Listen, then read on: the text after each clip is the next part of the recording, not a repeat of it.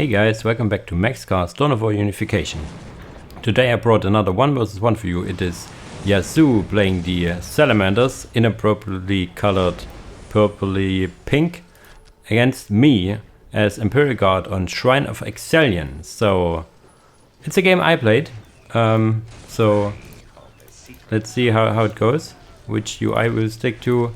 I think the Imperial Guard UI. Going into this map, we will quickly look over what Yasuo is doing. He goes for 2 builders and a furnace and a forge. So he goes for assault marines and 2 scout squads. Does he have? Yeah, he has enough resources to get at least 1. Let's see if he goes for 2 later on. And I start off with a rather forward infantry command to defend this listing post and kind of defend this one. This is the maximum distance. And I start also with a defensive turret for these 2 points. Why do I do it? It is Shrine of Excellion. Shrine of Excellion is notoriously not IG favorite because you are so slow. And yeah, that's why I also start with 3 guardsmen. It's a very expensive opener in that regard. Because I want to have enough dudes around to cap stuff, because I have 5 points that is yours, 2 contested relics, so a lot of action left and right. So we see 1 assault marine for now. I think the rest of the resources, yes, are used for the listing posts as it should. A little minor mistake, he should move this one over to the right, so it starts to build earlier. Double build is not as effective as building 2 buildings at the same time, you could say, 2 separate buildings. And he goes for an early assault with assault marines. How fitting. Yes, it's how he should basically. Trying to go for some decaps here, annoying these guardsmen, these poor pesky guardsmen. I was thinking for a second if I can withstand the onslaught here, but I quickly decided not to. I spoke with Yasuo after this game, and he said this is such a really good opener. It seems unbeatable to him because, yes, assault marines for Salamanders are really strong, in the sense that assault marines normally, let's say Salamanders are normally not as mobile. They are rather slow and tanky, but you now have jetpacks. So what do you want more from a tanky frontliner than a jetpack? So you see, yeah, he kills my tech priest here, and now I'm getting lost on this part. I'm having my Imperial general here killing 1 tech marine, which is something going on for me. Is he going for another? So he goes for, they're actually limited to 2. That's interesting. So that's probably a good thing. Now that I have my delayed priest, because I got 3 guardsmen up, I can start annoy the builders and whatnot, but there comes the assault marines. On the other side, the assault marines are still attacking this post, and I'm leaving it be there for as long as I possibly can to get maximum time, how should I say, downtime from the assault marines. The other assault marines on this side are here, and you see they take damage from the listing post, but not as much. I can keep my command squad in melee. It's actually pretty good in melee. How much do they cost? 50, like a standard ASM. No much more going on. Sorry, losing a guardsman squad here, but other than that, there's probably 1 tech marine inside. I am really good. That sounds bad. I'm really trying to use the tunnel network to maximum effect, because I'm pressured on this side, and then right afterwards I'm pressured on this side, because the submarines can jump. So I'm trying to use it to maximum effect.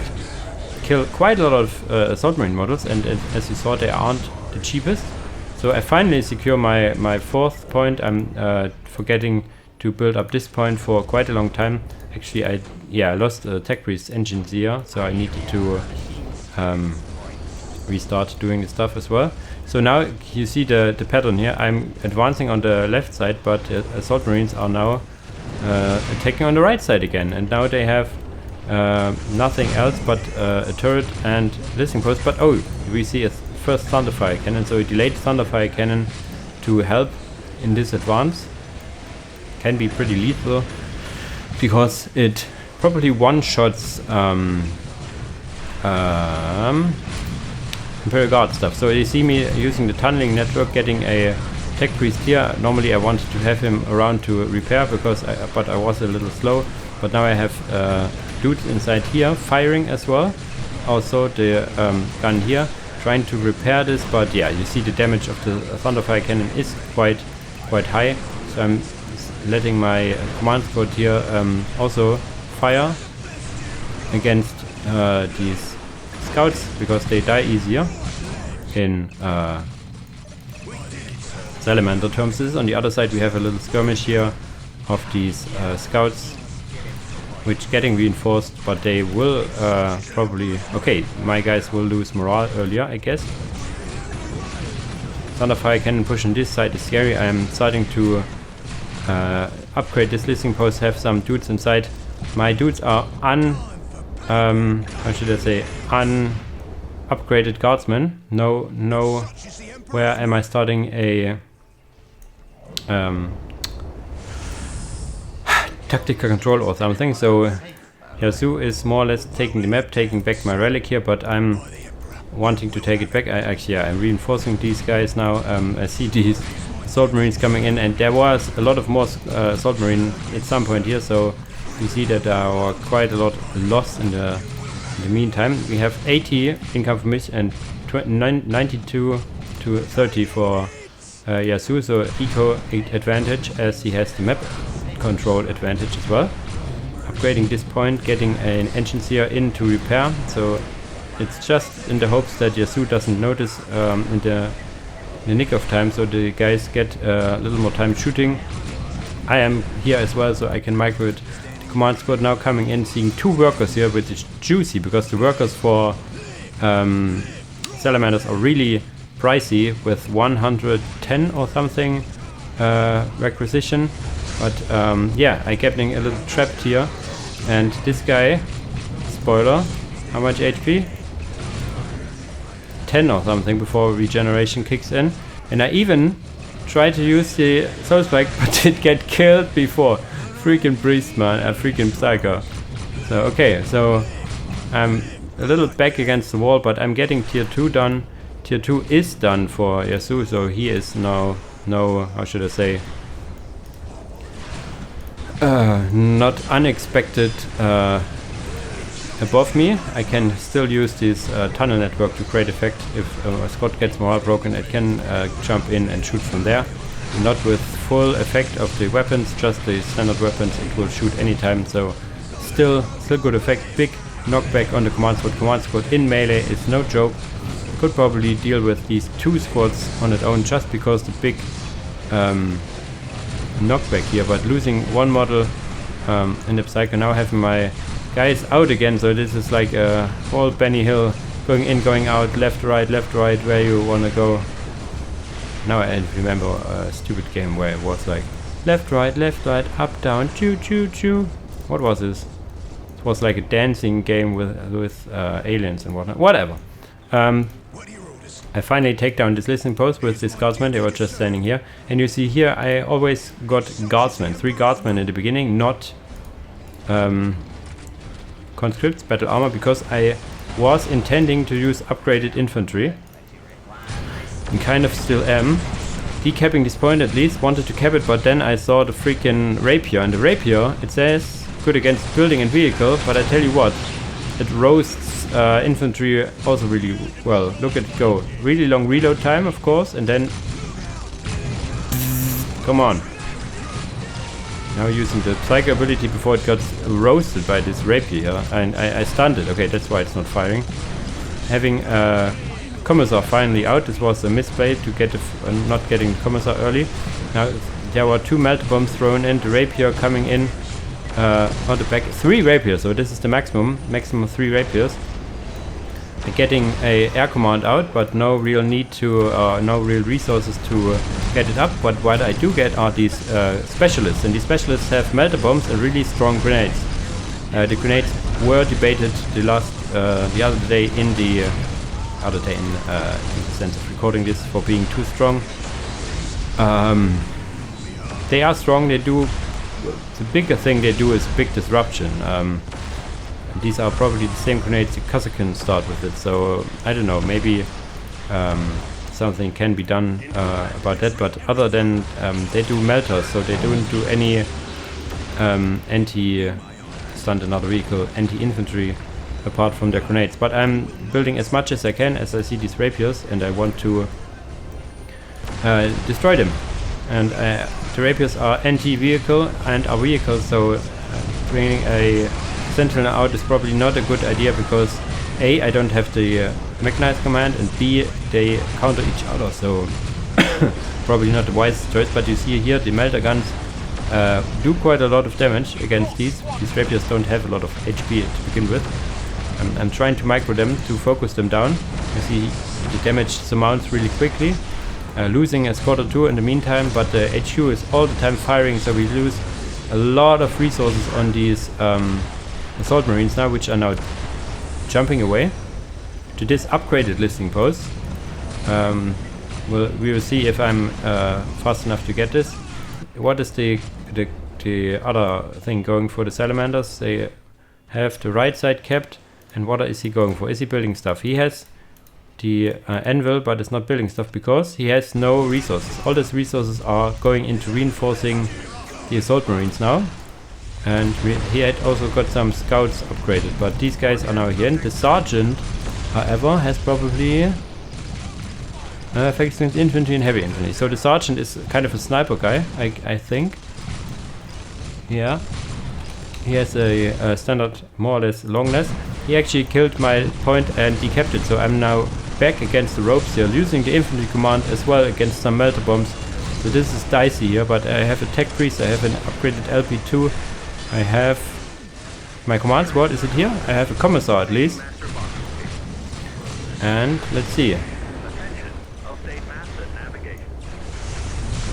I have not much left, you see, in my base. I have lost my points on the left side. The relic is still standing. This point is up and running as well. Decapping my points on the right side. This one is still standing. Probably he forgot to decap. But I have the Psycho and command squad in the enemy base. I actually forgot that I did that. Probably an oversight. They were probably moving over here. Let's see how it goes. But yeah, I get my point here back up, because now I have some heavy stubbers as well. So the losses that I inflicted on assault marines do, how should I say, do add up in the end. I have my first Valkyrie out now, and the Valkyrie, or my second, the Valkyries are now positioned in a way that they can shoot down assault marines all day long. The assault marines cannot do much back. The melter bombs cannot be thrown in the air. So there's no anti-vehicle here, and these Valkyries do one thing well, and that is infantry.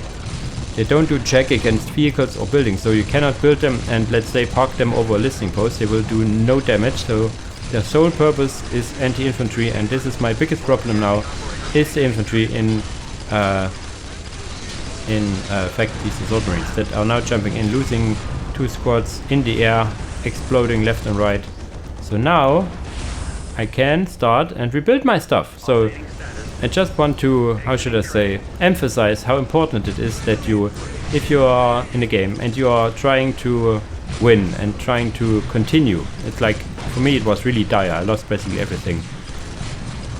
Remember, you need economy to build the stuff. So always rebuild a listing post, capture your stuff again and whatnot. Am I getting this upgrade? So yes. This is my targeters, satellite targeting. So these are really important. Yeah, but I have no infantry command. But yeah, I had some spare resources, so I immediately upgraded my points here again to get some, at least some economy back up. Here, 119 isn't the greatest economy. Upgrading of these listing posts comes a little late. This one as well. You see, he has a big power float, and yeah, getting these LP2s up is a quick way to lose some power and get some requisition income. So it's a little late on his part.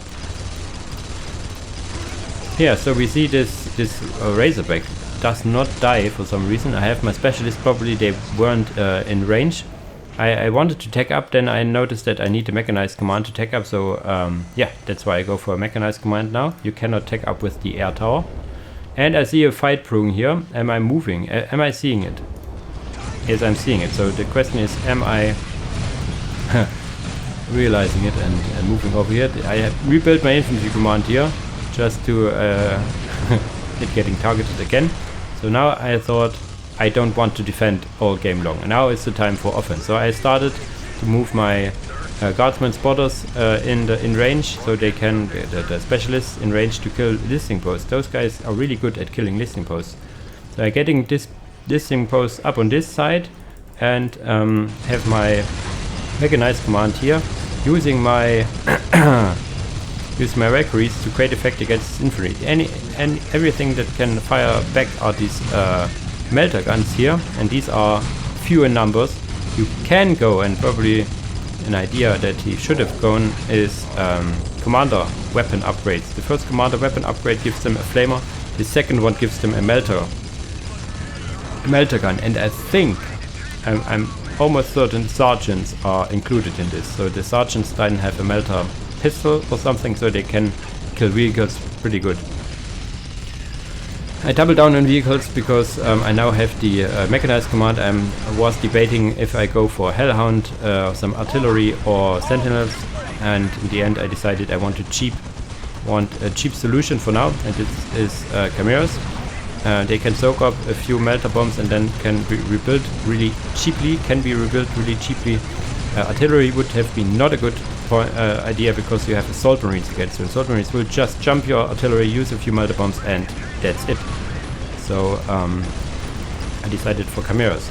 I have no imminent vehicle threat, so no sentinels in the sense, and hellhounds are too pricey for what they do against infantry. So chimeras it is for now. I'm getting my infantry command now right here, right in the nick of time. I'm getting it up so I can stuff units inside of it. My poor tech priest probably gets killed, but the chimera is coming in from the other side. Another plus for chimeras over artillery is that they can just move in. I get Sentinel Depot just in case because I saw these Thunderfire cannons and Razorbacks. I thought if I need some anti-vehicles I get the depot up. What is... He has no cap for vehicles. He has the sisters are now moving them in a little early. Rapiers are in here as well. Let's see if they can do something. They probably are doing stuff against my chimeras. Chimeras now focusing down the sister squad to create effect. You see the rapier doing good work on these chimeras. Are these now assault cannons? No, it's the basic revenue. Probably he didn't use assault cannons because he is good mannered. I'm not sure. They got nerfed, so he may as well could have used it. Maybe he just forgot. But okay, now the Thunderfire cannons are in plain sight here and will be shut down even by chimeras. Chimeras have some, let's say, mild anti-vehicle properties as well. Sorry.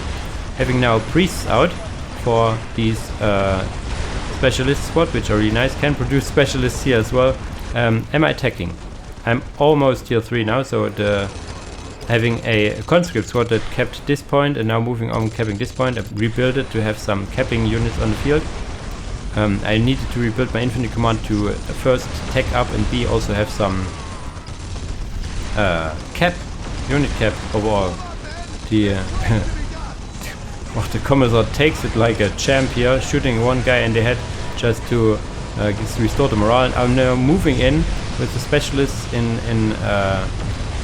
hopes to kill these rapiers, and it works kind of. The rapier is still doing quite a lot of damage back. You can see these guys now forcing melee combat, throwing grenades in left and right. Absolute madness on this side. On the other side you see here this dot. This is, what is this actually? I parked one and you see the damage is absolutely not existence, but I thought I do not need it here, so I might as well start attacking on elsewhere. And I am in the first time in this game in attack advantage. I'm now tier 3 and he's tier 2, I think. He's getting tier 3, so I'm actually grabbing back. I'm standing here forcing his hand on his side. So reacting, like always reacting to what the enemy does is a sure way for defeat. At some point you want to make your own decisions, and that was it. I now actually have built The second one, the first one is here, the second one is flying over here as well. This is the sword carrier, this is a Vendetta heavy gunship. This is an absolute nightmare for vehicles and buildings alike. You see here the building damage is quite high. It has two las cannons left and right. Damage is really good against buildings, but also vehicles. You see the arc is just not lining up, so it's not firing this Razorback here with basic, basic weaponry, but these Razorbacks are tanky. Jesus, 2.6k health. But you can see here it is kind of souring against Yasuo. After all this fighting on my side, I'm now at his side. I have Kazakin out, I have Specialists, I think, still around. Kazakin, and some Guardsmen probably. Imperial Guardsmen. So where are my Specialists? Probably died on this last assault here. Now I'm finally moving them back in range, but actually totally misfiring. Now I'm deciding I can either try to bump my head against this side again and again, or I can use my advanced mobility to focus down his economy. We now see rocket launchers used against this Valkyrie sword carrier. Let's see if it... That's really good. So we were theory-crafting after the game that some long-range scout missile fire would be probably the way to deal with the air force. What is this guy? Why does he have... Ah, he was trying to cap or what? Losing a lot of stuff. We have now tier 3 as well. There's the Primaris Aggressors, but there's no economy. He lost his barracks as well, so no real way to come back. And they're just to... For the coolness, we now have the Bourbonian Guard. Matthew will be happy to have them on the field at one point. I even get them a priest because I can getting their really nice rocket launchers here. But I think this is game already. Yeah, Yasuo gave up. So we have a cool shot of the Bourbonian Guards. They didn't play a major role in the end, but looked really nice. My Valkyrie heavy weapon gunship here. Two of these were really important in tier 2, as were the Kazakin. And do not forget these conscripts. These poor little buggers got caught in, but they had a good life. They weren't going to the front line for the longest time. They were just capping points behind the firing line, so they were happy guardsmen. They are now in the end were decapping a point in the enemy base. So one guy, let's name him, how do we name him? Paul will not go back from this mission, but all the other guys, I think they start with 6, so they have probably lost his brother Peter as well at some point, but all the other 4 guys of this initial squad will go home and tell the story of this absolutely madness of a battle it was. I really enjoyed it. It was even more a blast to play it. Of course, you see big floats probably in both parts. Is it still showing? No. This is because we are not like top whatever player. In the player strength, I would always put Yasuo over my strength, so I was going into this game with, yeah, I will probably lose, give it a good shot, and in the end I won. How awesome is that? Max never shows his losses. That's not true. Look at my other game. I lost against Number actually. Okay, enough after talk here. Really good game. I enjoyed it. Really well played by Yasuo, of course, having a really nice opener that brought me, almost killed me in the first half of this game. So kudos to him. And as usual, guys, thanks for watching and see you in the next video. Bye bye.